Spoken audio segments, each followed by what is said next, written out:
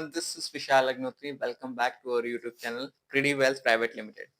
तो आज की इस वीडियो में हम बात करेंगे what are the factors which needs to be considered while making investment.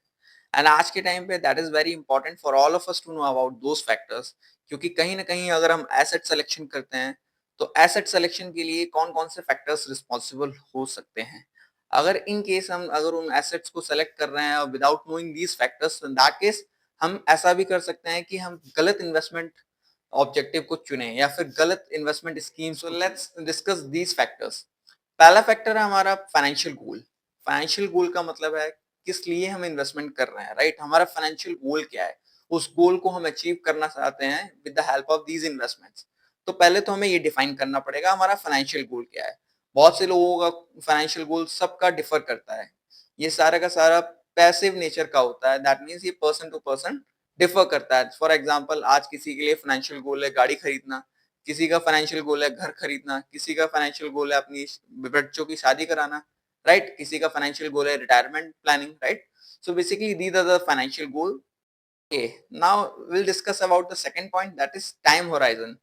Like जैसे फॉर एग्जांपल आप जो भी इन्वेस्टमेंट कर रहे हैं तो वो कितने साल में अच्छा रिटर्न प्रोवाइड करेगी, right? What would be the suitable time period for that particular investment.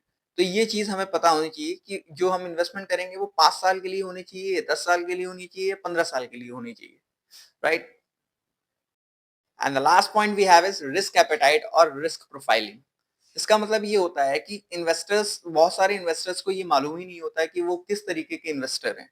क्या वो एग्रेसिव इन्वेस्टर्स हैं, क्या वो कंजर्वेटिव इन्वेस्टर्स हैं, या फिर वो मॉडरेट इन्वेस्टर्स हैं. लाइक उनका रिस्क टेकिंग कैपेसिटी कितना है, राइट?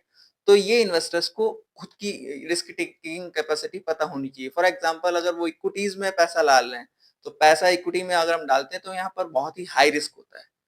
डेट के केस में मॉडरेट रिस्क होता है कंपैरिजन में, राइट? और कुछ हमारी ऐसी भी इन्वेस्टमेंट्स होती हैं जिनमें मिनिमल रिस्क होता है, राइट?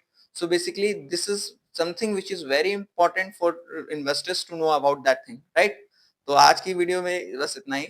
मिलता है नेक्स्ट वीडियो में. Thank you very much.